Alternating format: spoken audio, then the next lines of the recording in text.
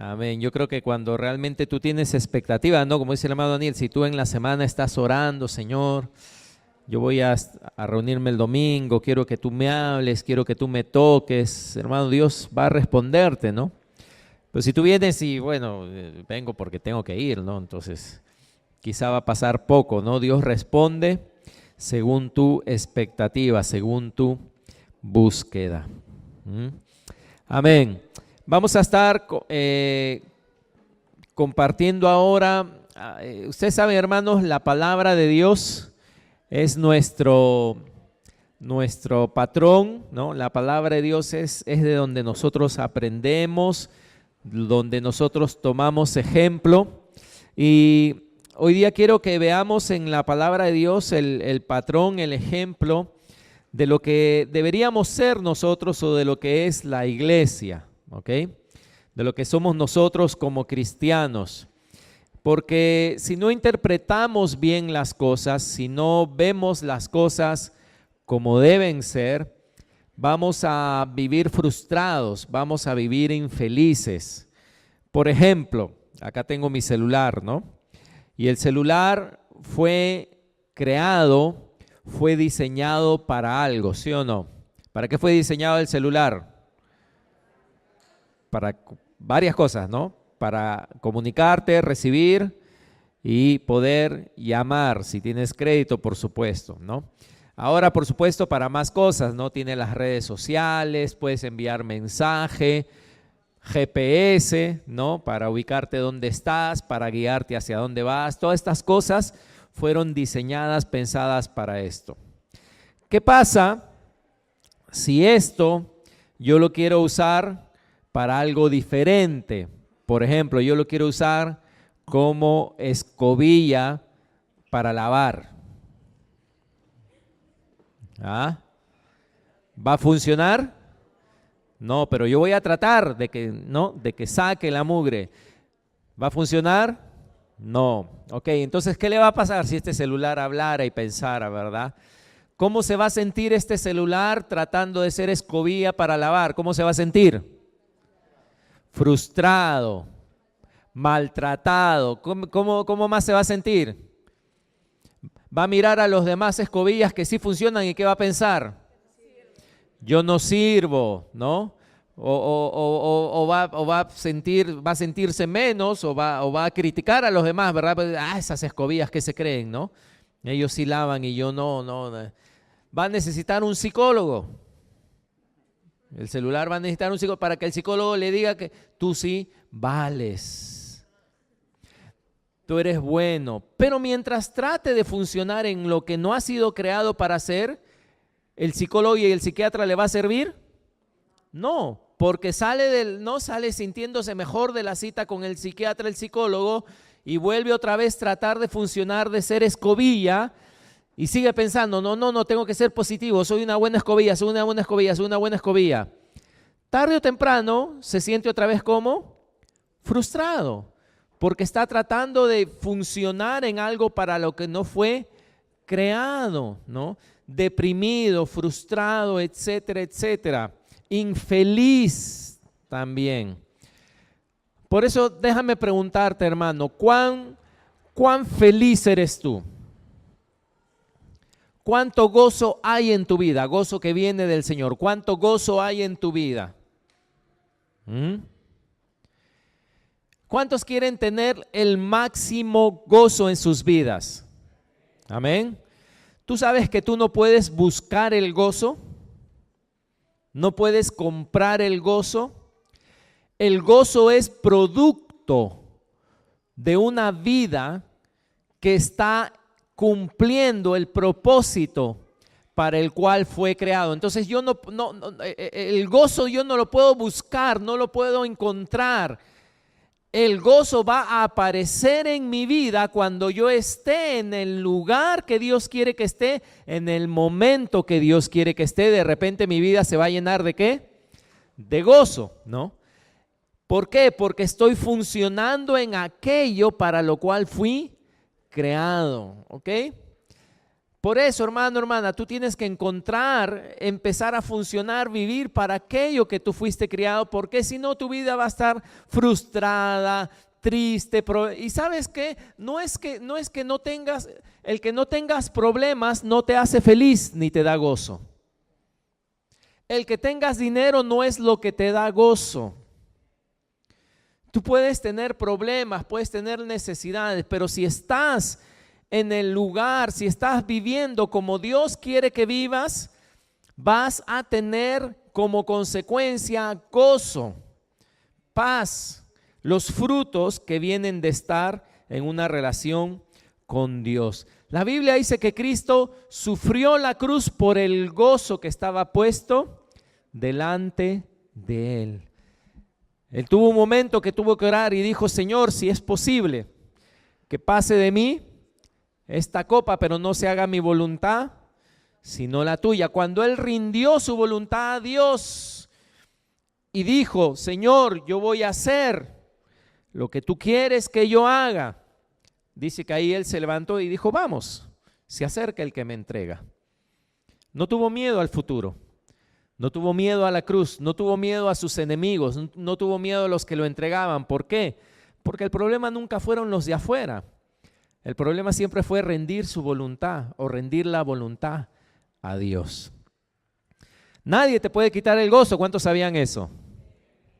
¿Por qué nadie te lo puede quitar? Porque ellos no te lo dieron. Amén. ¿Quién te dio el gozo? Dios.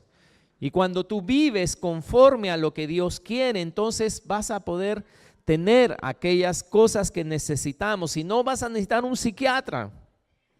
Vas a necesitar un psicólogo, vas a necesitar puros cursos de autoestima, de que tú vales, de que tú eres, tú vales, tú eres.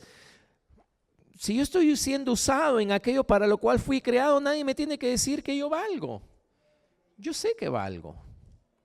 Nadie me tiene que estar animando que vales, que tú puedes, vamos, a menos que, como dije, como el celular esté tratando de vivir como escobilla, ahí sí va a haber mucha frustración.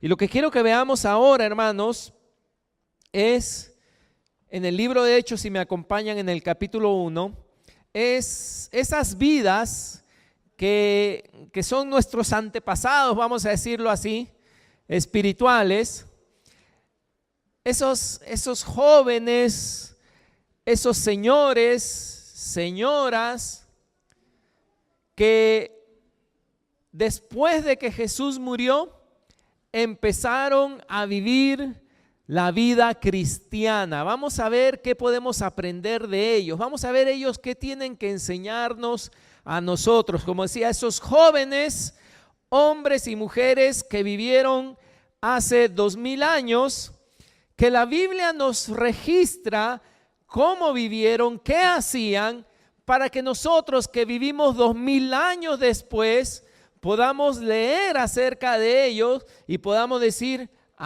esto es de repente como yo debo de vivir para yo poder también hacer, sentir aquello que Dios quiere para mi vida. Así que Hechos, les dije, capítulo 1, amén. Si no tienes Biblia, puedes leer con la persona que está al costado. Vamos a ver, ¿ustedes recuerdan cuántos discípulos, apóstoles escogió el Señor? 12, ¿verdad? ¿Cuántos se saben los nombres de los 12? Algunos, ¿no? Porque en el colegio de mis hijos creo que lo hacían una canción, creo, ¿no? Así que ya se lo saben de memoria, ¿no? Bueno, sabemos que uno fue descalificado. ¿Cómo se llamaba? Judas. Y por culpa de él nadie le pone a sus hijos nombre Judas. Durante cientos de años ese nombre ya vetado, ¿no? Judas. Resulta que Judas entonces muere y ahora dice el versículo 21 de Hechos 1, ¿ok? Hechos 1, 21.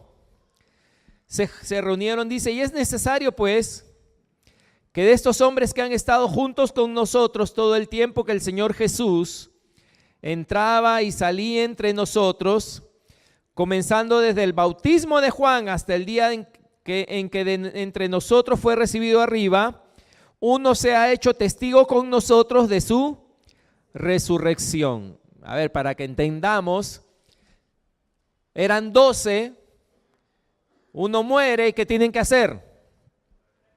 Reemplazarlo, ¿ok? Para eso es lo que dice que están reunidos, ¿no? Se juntaron los 11 y dijeron, tenemos que encontrar uno. Y el requisito que era que sea alguien que haya estado entre ellos, o sea, alguien conocido, ¿no? No nadie de afuera, alguien conocido que ha estado desde que Jesús fue bautizado y que lo haya visto resucitado, ¿ok? Ese era el requisito que pusieron para el reemplazante de Judas, ¿ok? Fíjense, acá están reunidos los cristianos, ¿no? Los discípulos de Jesús buscando al reemplazante de Judas, y el único requisito es eso. Versículo 23, y señalaron, ¿qué dice? A 2, a José, llamado Barsabás, que tenía por sobrenombre Justo, y a Matías, ¿ok? Habían 2 que calzaban con esa descripción. Versículo 24, y orando dijeron, tú, Señor, que conoces los corazones de todos, muestra cuál de estos has escogido para que tome la parte de este ministerio y apostolado de que cayó Judas por transgresión para irse a su propio lugar. Fíjate, esto es algo importante porque van a buscar a alguien que reemplace a Judas en el ministerio, dice, y apostolado. Esto es algo serio para la iglesia, ¿sí o no? Van a escoger al siguiente apóstol. Muy bien. Versículo 26, ¿qué dice?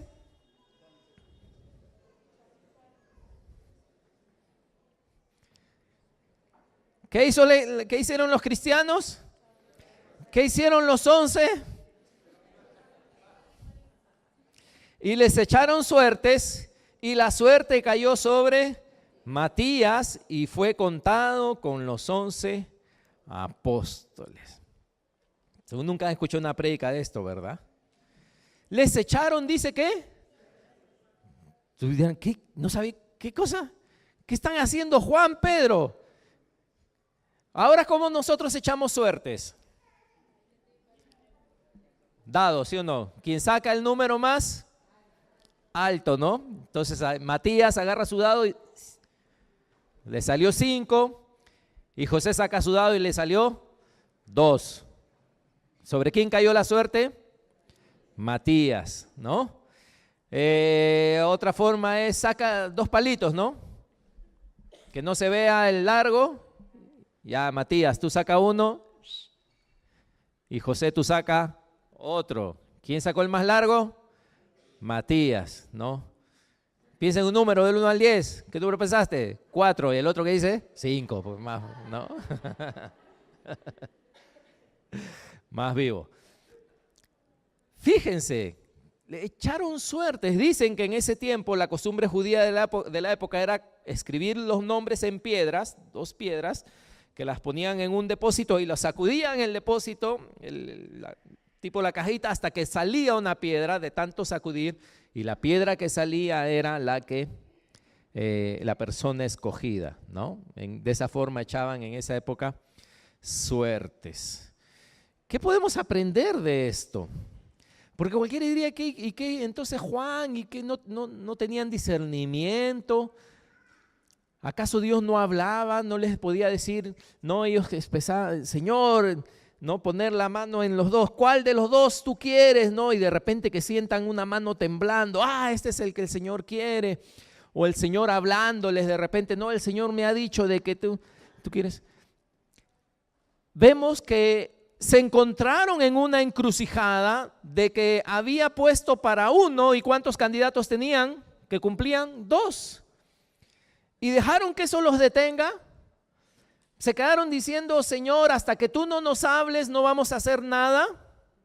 No, dijeron, vamos a hacer lo que, si los 2 cumplen los mismos requisitos, vamos a hacer algo práctico, porque tenemos que decidir quién es el que reemplace a Judas. Y dice que echaron suertes y salió pues Matías. ¿Y qué hicieron? Lo pusieron a Matías como apóstol reemplazante de Judas.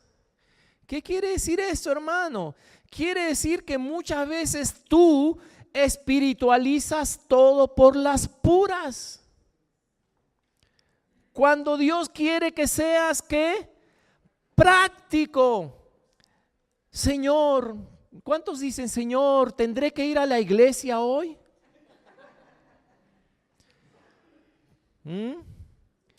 Señor, ¿será tu voluntad que ore? Señor, ¿será tu voluntad que lea la Biblia? Señor, si me he peleado con esta persona, ¿le tengo que pedir perdón? ¿Y qué esperas tú? Que un ángel venga, que alguien descienda, que haya un temblor, un terremoto, no sé, para decirte, oh sí, hijo mío, hazlo.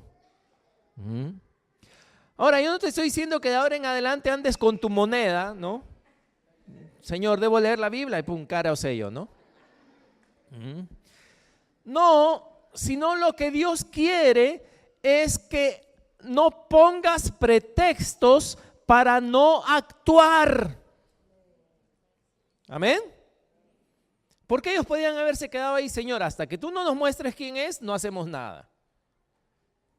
No, los dos cumplen los requisitos, han estado desde el bautismo hasta la resurrección.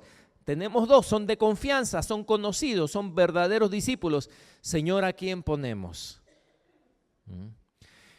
Y dice que después José se quedó picón y lo agarró a Matías por el cuello y dijo, no, pero yo también, ¿y por qué tú? Y no dice nada de eso. E inclusive oraron, no quiere decir que no tomaron en cuenta a Dios, sino que oraron.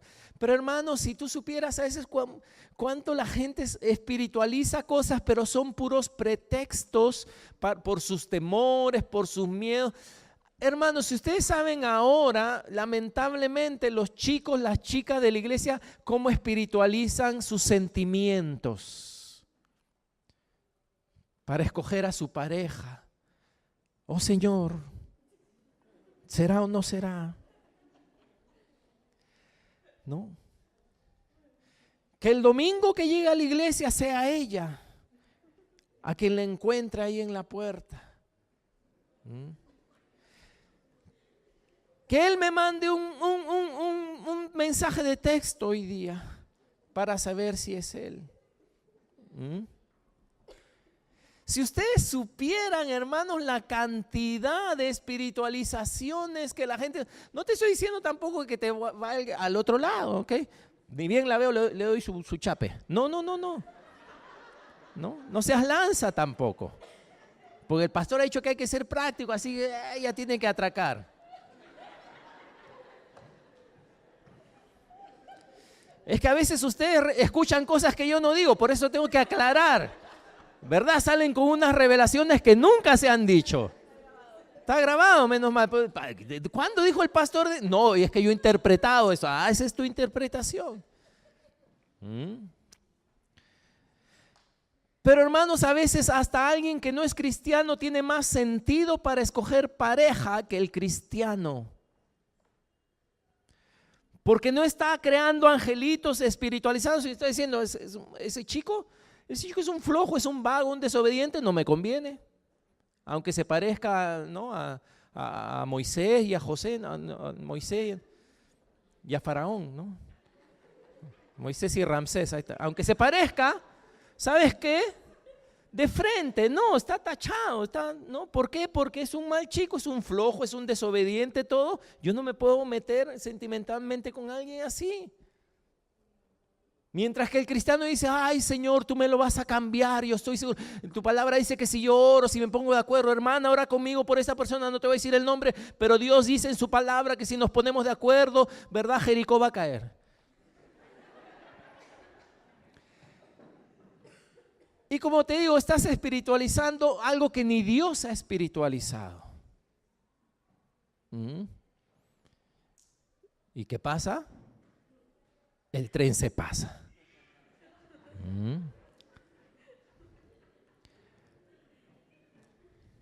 ¿Por qué? Porque estabas tú volando en una estratosfera donde Dios dice, no, yo te doy sabiduría. Yo te doy sabiduría. Y si no tienes sabiduría, pídela, pregunta, ¿no? Pregunta a las personas que tú ves que tienen un buen matrimonio, pregúntales, oye, ¿qué debería de yo buscar en un chico? ¿Qué debería de yo buscar en una chica? O esta persona que he visto, ¿tú qué piensas de ella? Esas personas que son más, te van a decir, mira, ¿sabes qué? Si es un buen prospecto, esa persona te va a decir, corre, ni lo pienses.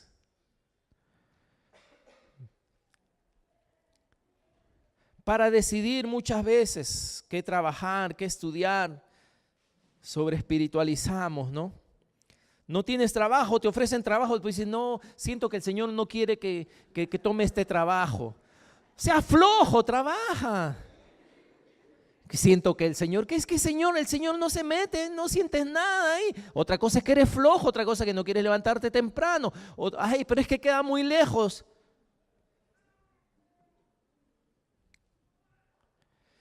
Hermano, cuando tienes que alimentar a tu familia, cuando tienes que cubrir necesidades, no importa si queda lejos.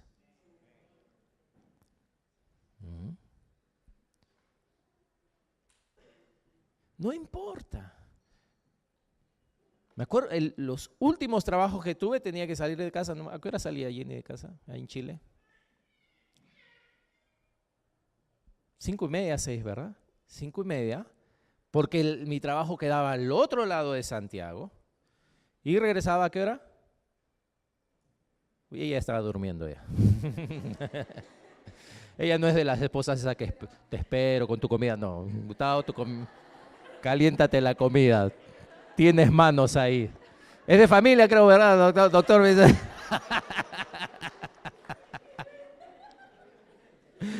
Si tú eres de las esposas que esperas, sigue haciéndolo. El pastor predicó que no lo haga. No, el pastor no ha predicado que no lo haga.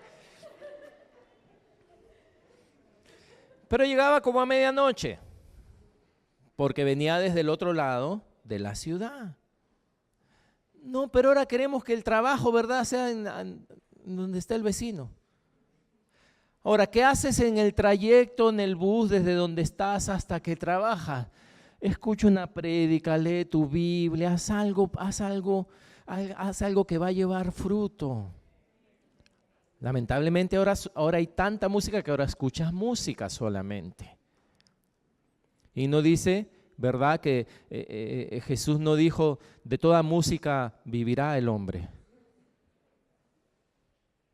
Él dijo de toda palabra de Dios. ¿Con qué limpiará el joven su camino? Con funky. No. Con Alex Zurdo. No. Con redimidos tampoco. Para las más tías Evan Kraft, ¿no? Ya.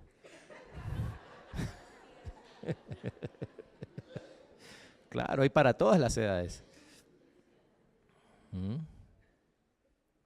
No, ¿con qué limpiará el joven su camino?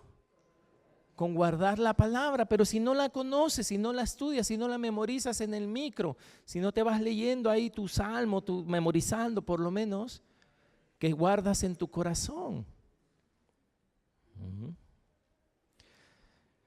Como decía, el trabajo, hermanos. El estudio, el trabajo, bueno, el trabajo sobre todo, ¿verdad? Cuando eres joven, adolescente, quizá tienes la opción de trabajar o no y estudiar porque no eres el que sostiene la casa. Pero cuando ya eres adulto ya tienes que trabajar. No es que no me gusta, no es que me tratan mal, no es que esto, no es que lo otro. Así que voy a dejar el trabajo porque el Señor ha dicho que al justo Él no desampara. ¿Verdad? Y después, ¿cómo lo ves al hermanito? ¿Lo ves desamparado? ¿Qué pasó? ¿El Señor miente? ¿O no debió entonces de dejar el trabajo? ¿Están acá, hermanos, todavía? Amén. Por eso muchas veces decimos, no, si Dios no me habla o me muestra. Parece que a ellos no les mostró quién iba a ser el sucesor de Judas. Y eran Pedro, Juan, quienes habían visto resucitado al Señor. No, es que si Dios no lo ha... Y no es eso, ¿no? Es como cuando a veces uno escucha y dice, ay, estoy orando a Dios para bajar de peso. ¿Cómo que vas a estar orando a Dios para bajar de peso? No espiritualices la gordura, la grasa.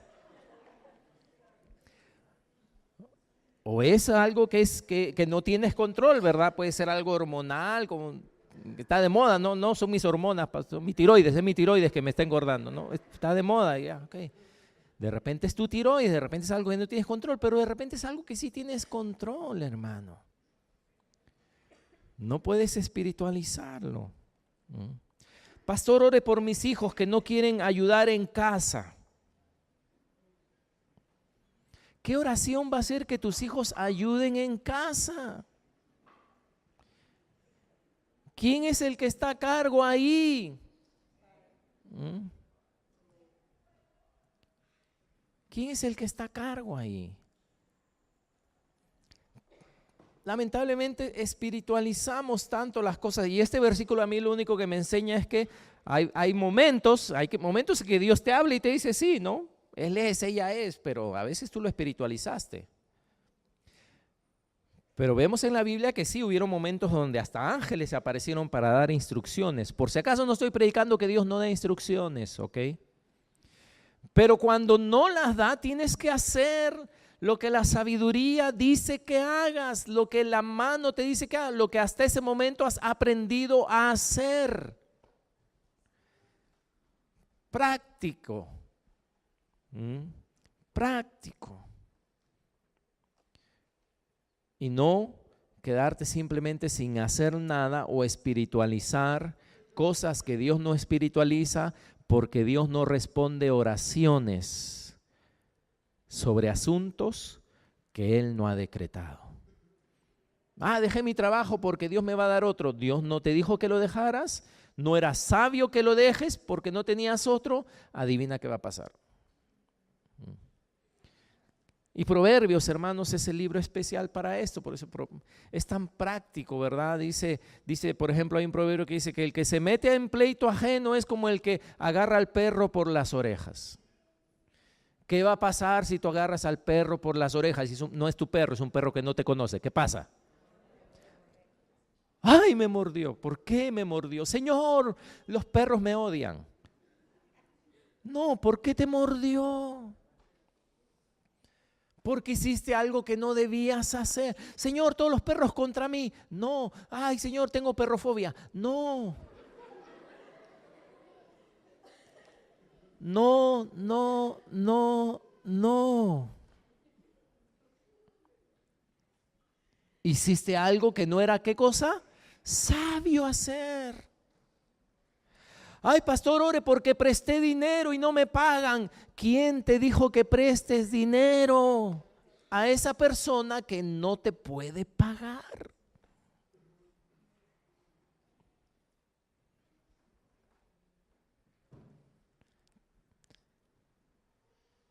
Puedes orar para que Dios tenga misericordia de ti. Puedes orar para que esa persona sea responsable, reaccione. Pero no puedes hacer como la parábola de ese que le debían, ¿te acuerdas? Que el rey le perdonó a él y él cuando salió vio al que le debía. ¿Y qué hizo? Dice, lo agarró del cuello y lo metió a la cárcel. ¿Qué pasó lamentablemente? Dice que el rey se molestó. No debemos de espiritualizar lo que Dios no ha espiritualizado. A veces, y ha pasado, ¿verdad? Vemos a un predicador que tiene tatuaje. Ay, Señor, repréndelo. Predicador que tiene arete. Oh, Señor, seguro ese viene del infierno acá a contaminar tu iglesia.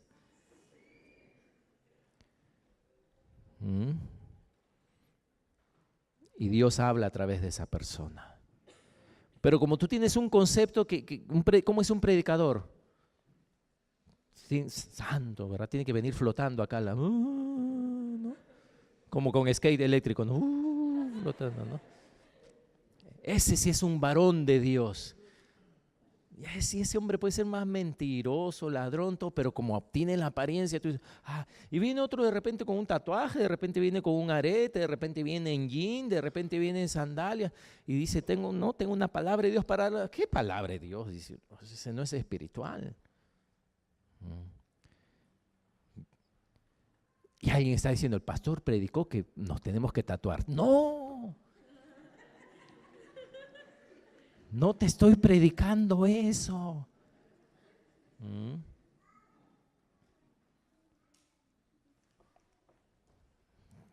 Sino que hay tanta religiosidad en nuestra cabeza, tanta religiosidad en nuestro corazón que a veces no recibimos de Dios lo que debemos recibir.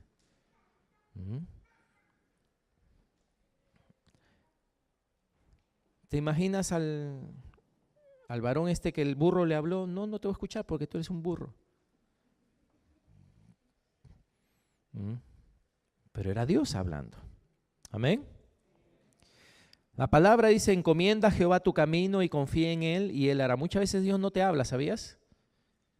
Pero tú le encomiendas tu camino. Tú dices, Señor, yo no estoy poniendo acá un interés propio, un egoísmo en tomar esta decisión. Creo que es lo mejor, creo que es lo más sabio.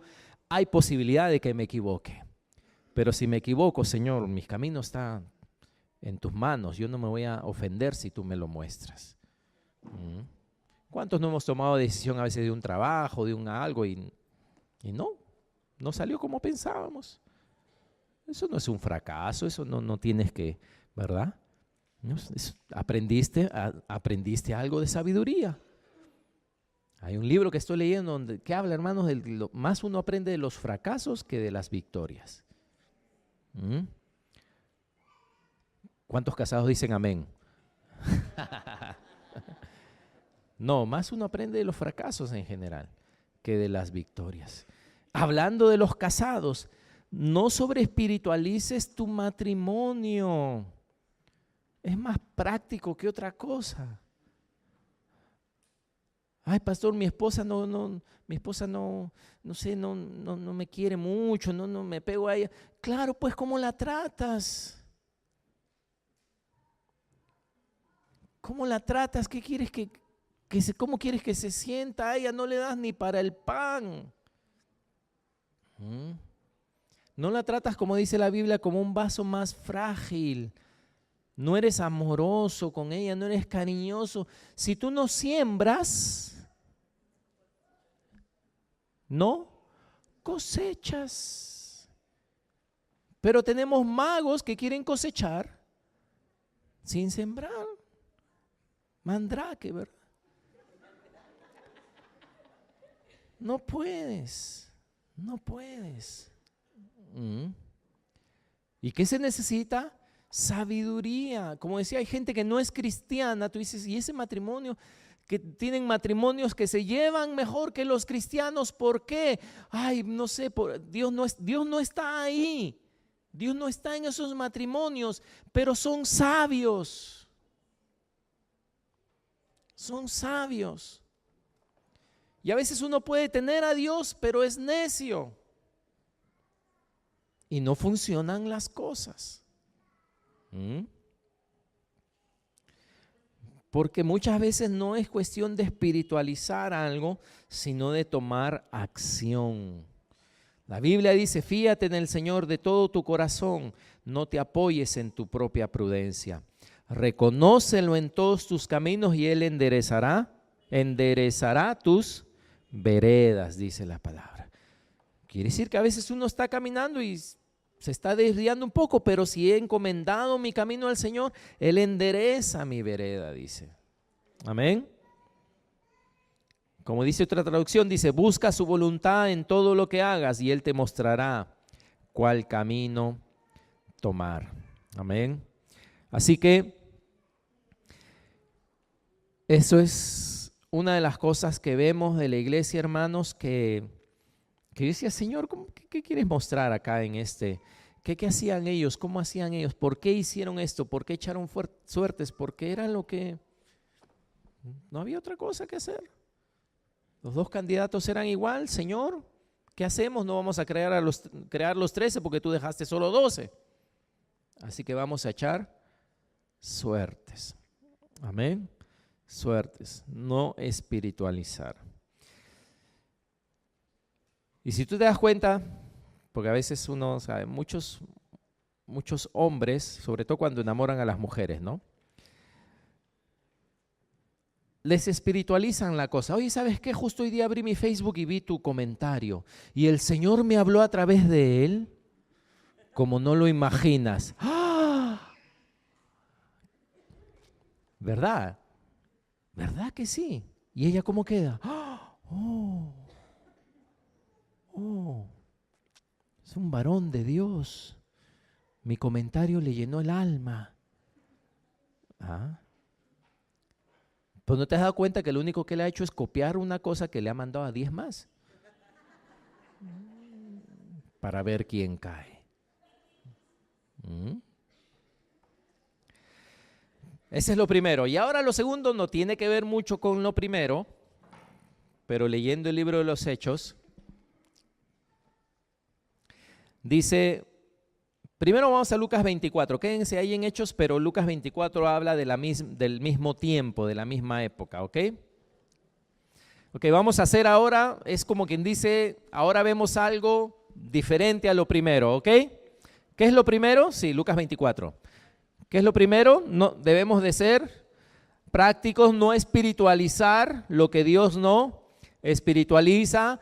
Debemos de ser sabios, ¿verdad? En lo que hacemos, hacer lo que debemos hacer porque es sabio hacerlo.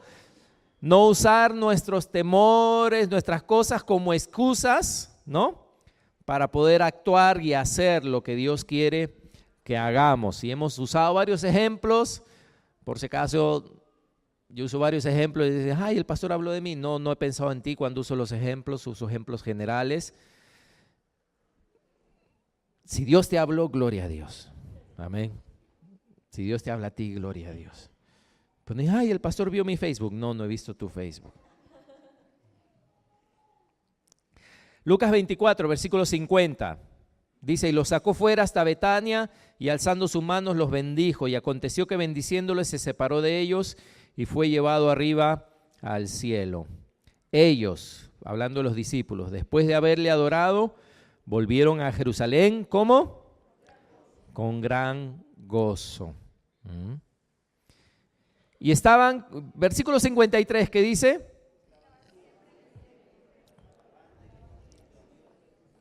Amén. Algo que vemos de ellos, dice versículo 53, dice, y estaban, ¿qué? Siempre, ¿dónde? En el templo, alabando y bendiciendo a Dios. Hechos capítulo 2.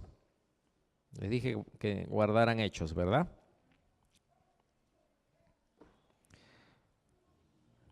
Hechos capítulo 2, versículo 46. Y perseverando, ¿qué dice?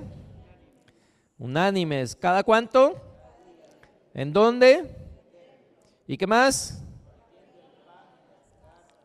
Comían juntos con alegría y sencillez de corazón, alabando a Dios y teniendo favor con todo el pueblo. Dice, y el Señor añadía cada día a la iglesia los que habían de ser salvos. Hechos capítulo 3, versículo 1. Pedro y Juan subían juntos, ¿a dónde? Al templo, a la hora novena, la de la oración, ¿no?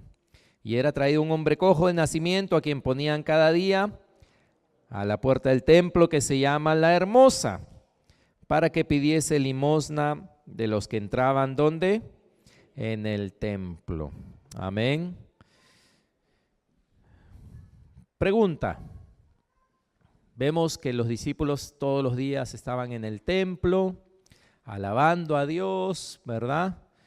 Teniendo favor con todo el pueblo. Y acá vemos un momento, nos da ya un relato más específico de Pedro y Juan, que parece que eran bien patas, ¿verdad? ¿No? Pedro y Juan están yendo al templo, ¿para qué? Para a la hora de la Oración. Ok. ¿De qué templo habla la Biblia? ¿Cuál era el templo? A ver, los más antiguos que han estudiado más la Biblia. Desde acá veo sus cerebros ahí, las neuronas chocando unas con otras.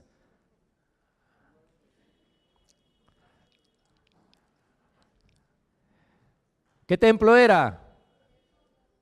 No, la puerta era la Hermosa, no hay templo la Hermosa. La puerta era es el mismo colegio, ¿no? Cuando el profesor, ay, leen ahí mismo, acá dice, ¿no? La Hermosa, no. Yo hacía eso todo el tiempo, por eso lo digo. ¿Qué templo era? ¿Aló? Gonzalo, tú que estás al fondo, ¿qué templo era? ¿Ah? De Jerusalén, ¿verdad? El templo de Jerusalén, más conocido como el templo. ¿Quién lo construyó? No, el de Salomón fue destruido. El de Salomón fue destruido, ¿verdad? Cuando fueron llevados a cautiverio. Después fue otro templo, ese es el tercero, o el segundo, porque el primero era tabernáculo. Este es el templo empieza con H, Herodes, muy bien.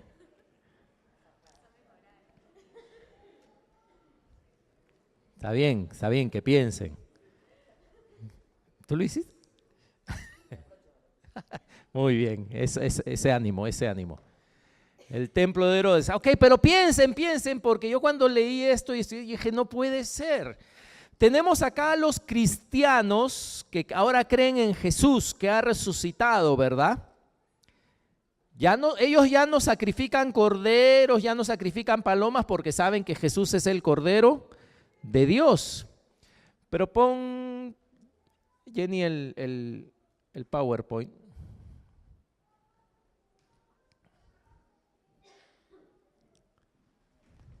O yo lo voy a poner. Ok.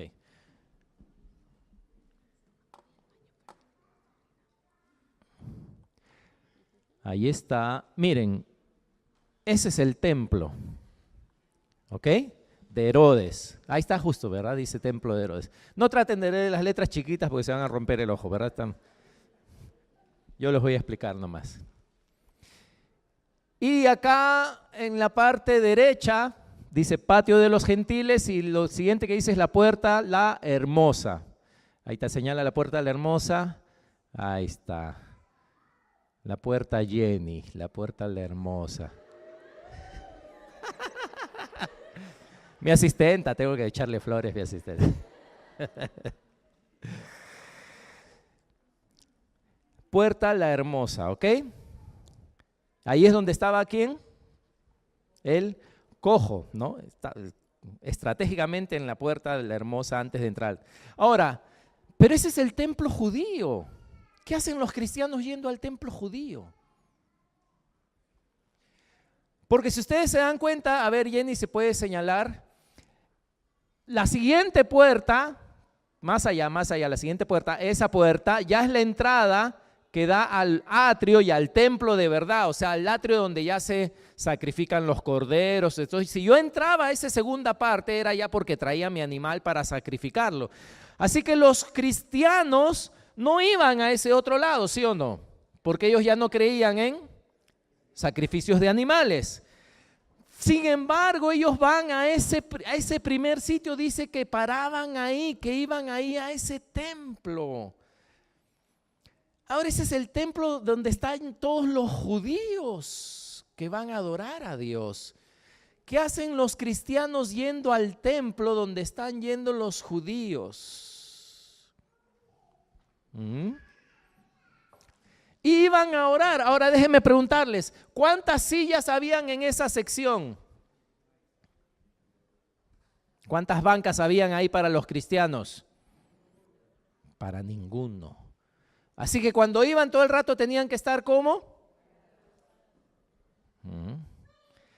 Así que hemos decidido que el próximo domingo vamos a quitar todas las bancas acá. ¿Qué les parece? No vengo.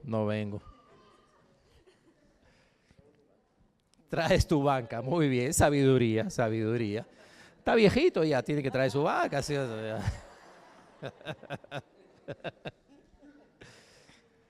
Cuando juegas fútbol, son 90 minutos.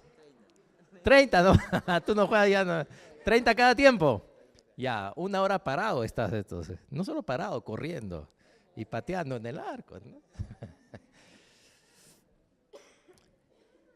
No habían bancas, pero había sombra, ¿sí o no? ¿No estaba techado el sitio?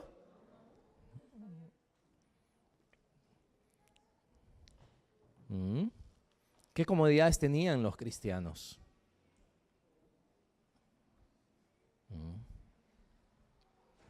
No tenían comodidades. Pero ¿por qué iban a ese lugar a orar? Es como que ustedes digan, pastor, me voy a orar acá a Santo Domingo, ahí en el patio de afuera.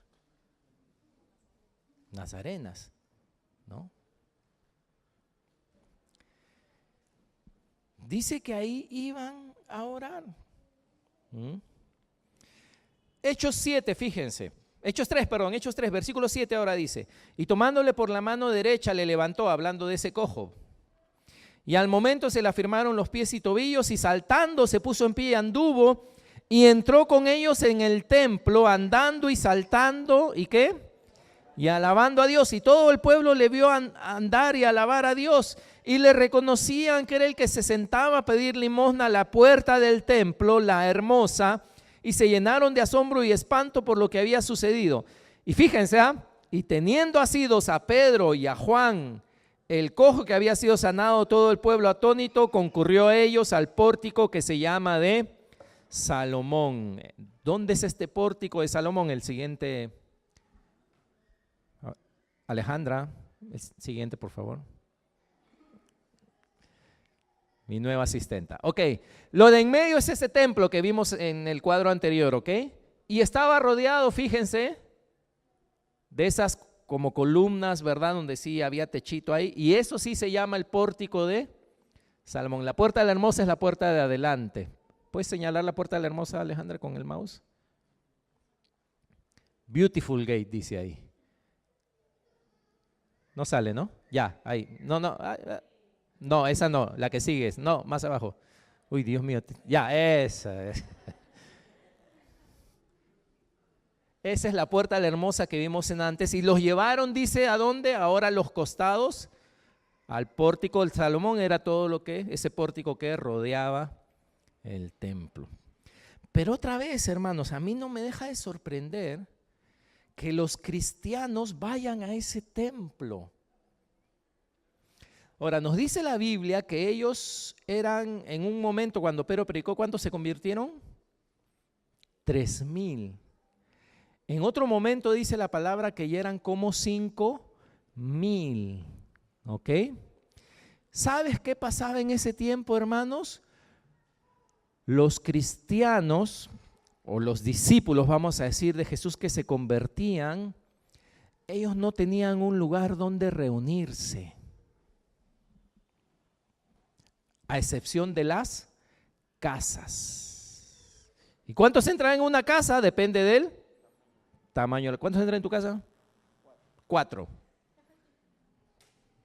¿Por qué es así? Depende del tamaño de la casa. ¿Sí o no? ¿Cuántos acá? La mayoría tiene casas pequeñas, ¿no? Una salita pequeña, 4, 10, 8. Javier, ¿en tu nuevo depa cuántos entran? 10 quizá, ¿verdad? ¿No? Y los que tienen casa más grande, algunos pueden hacer reuniones de 50, de 20, de 30, de 4, de 2. Los cristianos, escuchen hermanos, porque esto es importante, ¿ok? Esto es importante, no lo tomen en poco. No tenían dónde reunirse. Como no tenían dónde reunirse, ¿a dónde iban en cantidad? A dónde podían orar. ¿Y dónde podían orar? En el templo judío. Ahora era loco, ¿no? Porque mientras unos estaban adorando al Dios de Abraham, de Isaac, de Jacob, el otro estaba adorando a Jesús. Pero en ningún momento los cristianos fueron un grupo que vamos a decirlo así, se autosepararon de la comunidad. Y vamos a encerrarnos en este templo ahora, porque es el templo de los cristianos, y el resto del mundo que quede por allá, afuera. Quiere decir que ellos tenían que vivir su cristianismo en el pueblo, donde andaban, donde estaban, no en un lugar como este. Ustedes saben que dicen que hasta casi el siglo III los cristianos nunca tuvieron lugar de reunión, excepción de casas, cuevas, parques, patios. Que recién cuando Constantino conquistó y ganó y se convirtió en cristiano, él fue el primero que empezó a ofrecer los templos paganos ahora para que los cristianos los usen. Y él fue el primero que instituyó los puestos, ¿verdad?, sobre ciudades, que el gobierno pagaba a los pastores, obispos, para que se hagan cargo, porque él se convirtió en cristiano, él era el emperador, así que todos los recursos los proveyó para los cristianos. Así que los cristianos agarraron los templos paganos, sacaron el título afuera y pusieron iglesia cristiana, ¿no? No sé si había una MCCA en esa época, pero MCCA, ponte, ¿no? Para que los cristianos se reúnan. Pero antes de eso, el cristianismo estaba relegado en todas partes. ¿Por qué esto es importante, hermanos? Es muy importante. Porque uno siempre ahora dice, ¿a qué iglesia vas? ¿Sí o no? ¿A qué iglesia vas? ¿Cuándo vas a la iglesia? Yo voy a la iglesia los domingos, los miércoles. ¿A dónde estás yendo? Estoy yendo a la iglesia. ¿Qué vas a hacer? En la iglesia voy a orar y a alabar. Hermanos, lo peor que nos puede haber pasado hoy es ir a la iglesia en vez de ser la iglesia. Porque asociamos el cristianismo a la iglesia a este lugar. Alguien está enojado por ahí. A este lugar. A estas 4 paredes. Y acá alabamos a Dios. Acá oramos. Pero ellos no tenían un acá, no tenían un lugar. Habían lugares donde se reunían 120, quizá, donde se reunían 200, donde se reunían 10, 50, 30. Pero en Jerusalén no había ningún lugar donde, según las 2 cuentas, se podrían haber reunido 10,000 para tener un culto de sábado, de domingo. Todos los cristianos estamos reunidos acá, en nuestro estadio. Eso no existía en Jerusalén. Por tanto, adivinan los cristianos, la mentalidad que tenían en esa época es: yo soy cristiano, yo soy la iglesia donde yo estoy. Yo muestro a Cristo donde yo estoy. En mi trabajo, en mi colegio, en mi casa, en la calle, en el mercado, ahí es donde yo muestro a Cristo. Yo los domingos no me convierto en cristiano. Yo no alabo a Dios los domingos porque voy a una iglesia, porque soy parte de una iglesia. No, mi cristianismo no es un lugar, mi cristianismo es una persona. Y por tanto lo llevo a todas partes. Y no sé si tú te has dado cuenta donde Dios dice que hacía maravillas. Se los voy a leer. Dice, lo leímos, dice: y se hacían, y por mano de los apóstoles se hacían muchas señales y prodigios, dice, en el pueblo, y estaban todos en el pórtico de Salomón, donde estaban los judíos. Dice las señales y maravillas. Ahora, ¿dónde tú esperas que Dios haga señales y maravillas? En la iglesia, en esto que llamamos la iglesia, lamentablemente. Y una vez que salimos de acá,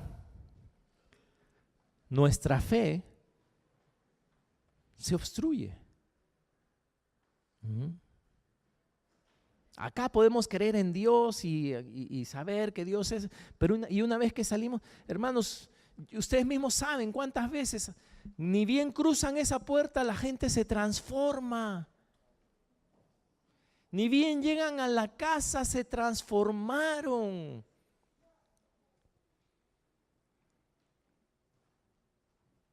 ¿Qué pasó? ¿Qué pasó? ¿Por qué nos transformamos saliendo de esta puerta? ¿Que acaso este edificio tiene algo especial? No, el problema es nuestra mentalidad. Entonces Dios hace muy poquito. Dios hace muy poquito. No porque Él no quiere, sino porque nosotros estamos obstruidos en nuestra mente y corazón. Obstruidos. Como decía, no hay peor cosa, hermanos, que nos puede haber pasado. Lo peor que nos puede haber pasado es que vamos a la iglesia en vez de ser la iglesia. Dice la Biblia ahí en Hechos también, y los que creían en el Señor aumentaban más, dice, gran números, así de hombres como de mujeres. Tanto dice que sacaban los enfermos a las calles, dice, y los ponían en camas y lechos para que al pasar Pedro, a lo menos su sombra cayese sobre alguno de ellos. ¿Cuántos han leído eso? ¿No? La sombra de Pedro, dice que hasta la sombra. Acá adentro, ¿sabían que no hay sombra? Sombra de foco y sombra de lámpara si hubiera sido la época, pero no hay sombra de sol acá adentro. ¿Dónde está la sombra del sol? Afuera, por allá. Y como creo que alguien oraba el día de hoy, el cristianismo real no es el de aquí, es el de las casas. Ese es el verdadero cristianismo de las casas. Si yo en la casa maldigo, si yo en la casa, ese es el cristianismo. ¿Verdad que valdría lo mismo que lo haga acá? Porque ese es el que soy. Si yo digo, si se me salen cosas y pierdo el control en la casa, Dios un día lo mismo permitiría que lo pierda aquí entonces. No, ¿cómo lo voy a perder aquí si estoy en la iglesia? No estás en la iglesia. Tú eres la iglesia. No estás en la iglesia, tú eres la iglesia. Y era tan importante que ellos entiendan esto, hermanos. ¿Por qué? Porque como yo le decía, si tú tratas de funcionar de una forma que no ha sido diseñado, ¿cómo te vas a sentir? Frustrado, sin gozo, sin paz. Qué difícil es ser, ¿no? El celular diría, qué difícil es ser escobilla de lavar. Muy difíciles. Pero ¿cuán difícil es ser celular? Necesita carga, necesita algunas cosas, pero no le es difícil. ¿Por qué no le es difícil? Porque sí fue diseñado para eso. Para la escobilla, ¿cuán difícil es ser escobilla? Bueno, hay presión, hay fricción, puede haber cansancio, pero va a ser mucho más difícil para la escobilla si está tratando de ser celular. Y muchas veces cuando uno dice que difícil es ser cristiano, depende de para ti qué es ser cristiano. Y depende de para ti dónde está tu corazón. Si tu corazón no está en el Señor, si el Señor no es el primero, déjame decirte, es horroroso ser cristiano. Es lo más difícil del mundo. ¿Por qué? Porque tu corazón no está en el Señor.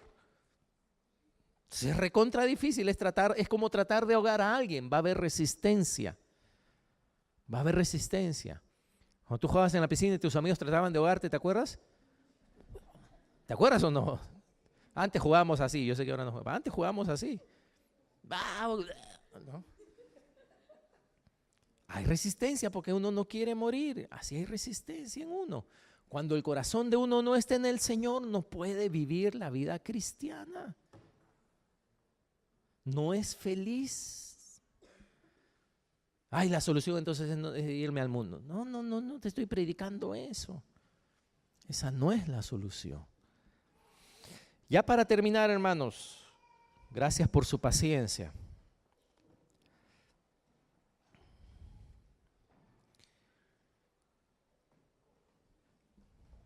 Para Dios era tan vital esto, hermanos, que ellos entiendan esto, que pasó el tiempo y ellos empezaron a contentarse con que ya somos hijos de Dios, somos cristianos, ¿no? Los apóstoles funcionan, damos alimento a las viudas, etcétera, etcétera. Y en Hechos capítulo 8, por favor. Hechos capítulo 8. Mataron a uno de los diáconos principales de la iglesia, eso está en el capítulo anterior, llamado Esteban. Lo apedrearon, lo mataron. No sé, para ustedes cuánto sería ver un apedreamiento, sería algo que a uno le impactaría, ¿sí o no? Es algo feo, que maten a un hombre. Y dice versículo 1, y Saulo consentía en su muerte. Y dice, en aquel día, ¿hubo qué cosa? No una persecución, sino una ¿qué? Gran, ¿ok? Gran persecución, algo así masivo, ¿no? Algo masivo, todos los guardias, soldados, todos salieron, hubo gran persecución, dice, contra la iglesia que estaba ¿dónde? En Jerusalén. Y todos fueron esparcidos por las tierras de Judea y de Samaria, salvo los apóstoles. Hermanos, hubo un momento en que Dios permitió, y esto es tremendo porque Dios lo permitió, que se levante una persecución contra la iglesia, pero no quiere decir que vinieron así, no como acá, vino un patrullero y entraron todos, porque no existía un sitio así en esa época, ¿ok? Pero sí identificaban quién era cristiano. Tú eres cristiano, tú eres cristiano, tú eres cristiano, tú eres, o discípulo, mejor dicho, porque esa palabra no. Tú eres discípulo, ¿verdad? Dice versículo 3, y Saulo asolaba la iglesia. Cuando dice asolaba la iglesia no es un lugar, es la gente. Y entrando casa por casa, ¿ven? Arrastraba, dice, a hombres y a mujeres.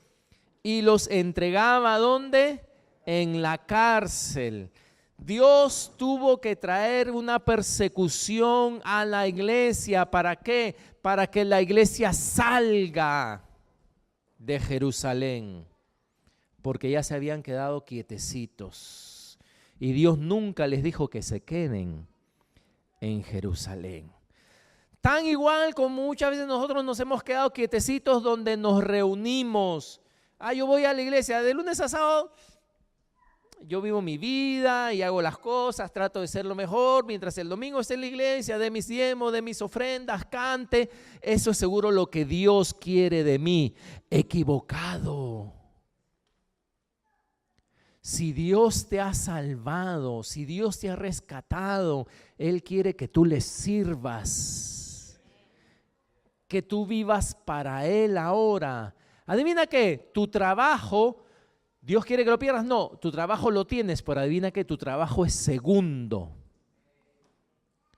Tu familia, todo, Dios quiere, sí, todo eso es segundo, porque ahora dice la palabra que Él murió por aquellos para que los que viven ya no vivan para sí, sino para aquel que murió y resucitó por ellos. ¿Sabes que yo cuando me convertí al Señor, yo trabajaba y tenía que trabajar y tenía que cumplir mi horario y todas las cosas, pero mi trabajo era segundo. Antes tenía que yo estar pendiente de mi otro jefe. ¿Qué ese jefe quería? ¿Qué ese jefe quería que haga con mi tiempo? ¿Qué ese jefe quería? Él era mi jefe de verdad. Él me dio un trabajo y me dio otro jefe, sí. Y trabajaba para otros jefes, pero él no era mi jefe principal era el de arriba, si puedo decirlo así. Amén. Entonces, ahí te das cuenta, servir a Dios, hermano, servir a Dios no es que el pastor viene a ti y te dice, ¿sabes qué, Wenceslao? He estado orando por ti y ahora necesitamos a alguien en la iglesia que haga esto, que haga lo otro, así que ora por favor y te voy a... para poder elegirte. Wenceslao dice, yo que tanto anhelaba servir a Dios. Así no funciona.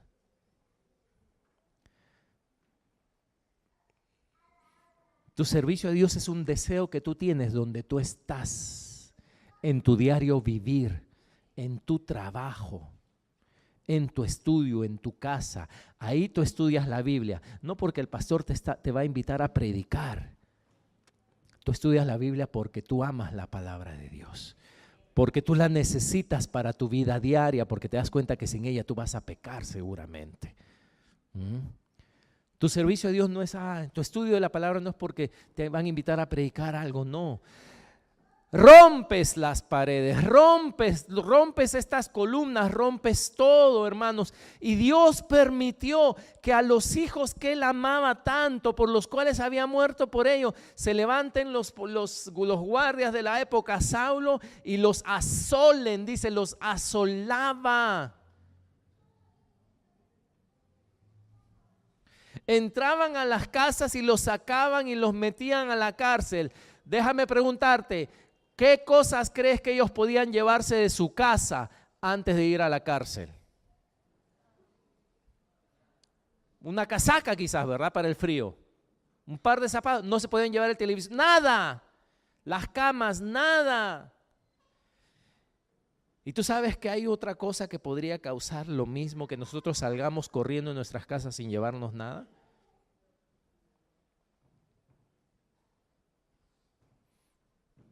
¿Qué otra cosa puede causar que todos nosotros tengamos que salir de nuestras casas sin llevarnos nada? Un terremoto, ¿verdad? Tenemos que salir. Pero un incendio va a ser solo en un lado, no en toda la ciudad.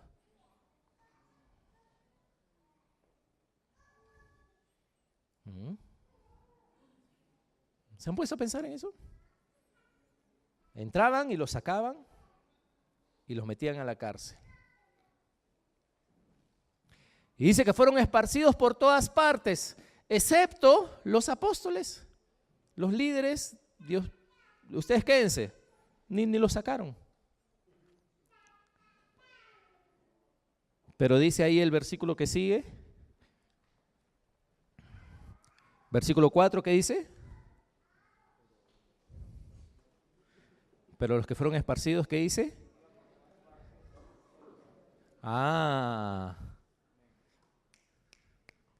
Ahí mismo se acordaron de qué. Para esto yo fui diseñado. Me acaban de sacar de mi casa sin nada. ¿Esto es disciplina de quién? Por haberme quedado en casa, quietecito. Así que voy a hacer lo que yo he sido diseñado a hacer. Iban por todas partes, ¿qué cosa? ¿Y el pastor está conmigo? No. ¿Dónde dejaron al pastor? Al pastor no lo sacaron de su sitio. Y Pedro, Juan, los apóstoles están con nosotros para darnos fuerza, para ayudarnos, para que sintamos confianza. No, ellos no están contigo. Ellos los dejaron ahí en Jerusalén. A ti es a quien te ha... ¿Por qué? ¿Qué Dios quiere que entiendas? ¿Qué Dios quiere que comprendas? Que el mismo Dios que está en Juan, Pedro, los apóstoles, tus líderes, es el mismo Dios que está en ti. Y que si hay un enfermo ahí, mientras tú estás saliendo corriendo, tú no necesitas, pastor, venga para orar por el enfermo. Tú eres cristiano, tú eres discípulo de Jesús. Se supone que tú tienes que hacer algo en esa situación. Amén. Fueron esparcidos, dice, por todas partes. Lo único que ahora, a excepción de una persecución, nos puede hacer a nosotros salir de nuestras casas sin nada, es un desastre natural. ¿Y qué pasaría si ocurre eso? Adivina qué pasaría cuando tú sales a la calle y encuentras al vecino ahí que se le cayó la casa o que su hijo se quedó atrapado y falleció. ¿Qué vas a decirle? Ten confianza. ¿O qué vas a decirle? ¿Puedo qué? Orar por ti. ¿Puedo ayudarte? ¿Verdad? ¿Vas a empezar a hacer qué? Lo que sabes ya hacer. Ya lo sabes, pero no lo haces. No vas a tener que decir, Señor, no sé qué hacer, ahora voy a llamar a ver qué puedo hacer ahora. No, cuando tú ves esa necesidad, gracias, alrededor tuyo, ¿qué vas a hacer? Actuar, ¿sí o no? Vas a empezar a buscar alimentos, agua, no vas a empezar a actuar, a moverte de una forma que tú no te movías antes, porque antes estabas preocupado en otras cosas.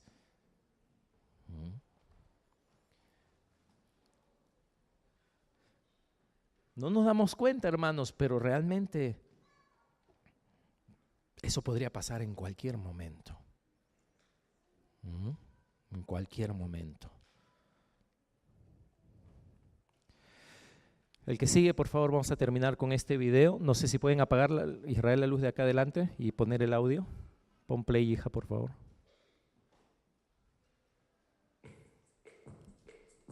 Si pueden leer atentamente, por favor.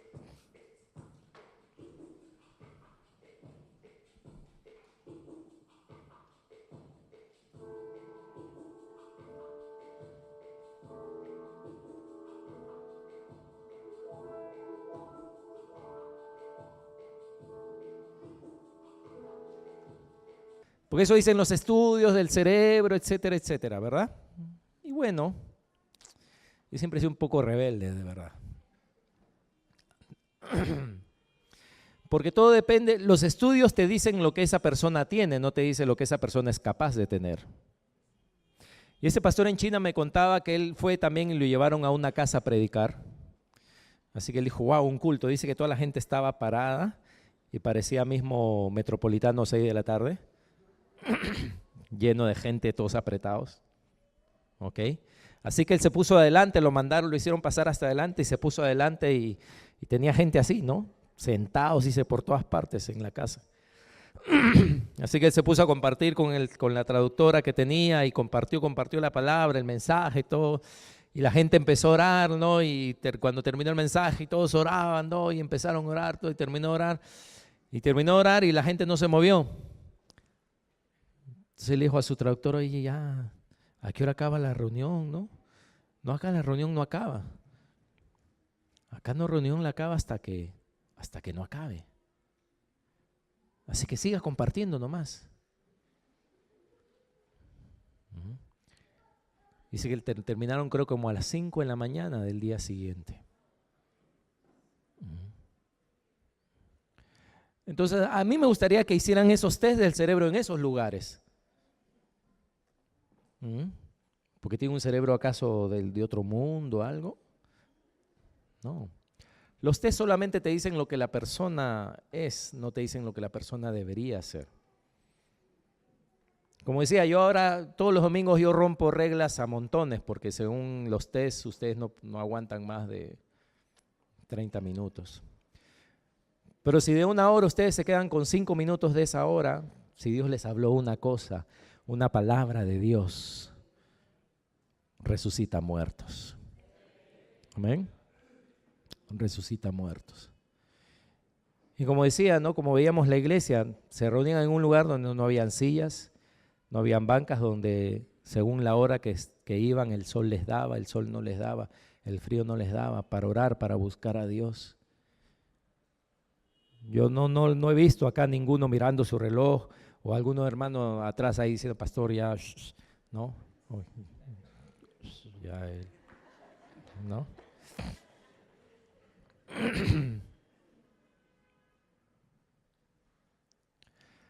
Porque en todo Dios nos está mirando, nos está observando. Hermanos, y muchas veces, como decía también ese video, ¿no? El problema, el cambio vino cuando ellos dejaron de ir a la iglesia y se convirtieron en la iglesia. No vayas a la iglesia, o mejor dicho, no vengas a la iglesia. No vengas a la iglesia, hermano. Sé la iglesia. Sé la iglesia donde estás. Confía en Dios donde estás. No esperemos a que haya una catástrofe. No esperemos a que haya un desastre para que recién vayas en pos de lo que Dios te ha hecho. Para recién dar palabras de ánimo, para recién acercarte a alguien que le ves preocupado y decirle, ¿puedo orar por ti? No esperes. No esperes a que venga una catástrofe sobre este país. Estamos en una zona donde puede venir en cualquier momento. Y ahora, ¿verdad? Con lo que pasó en México, yo llamé a mi amigo en México, tengo un amigo en México, un hermano en México.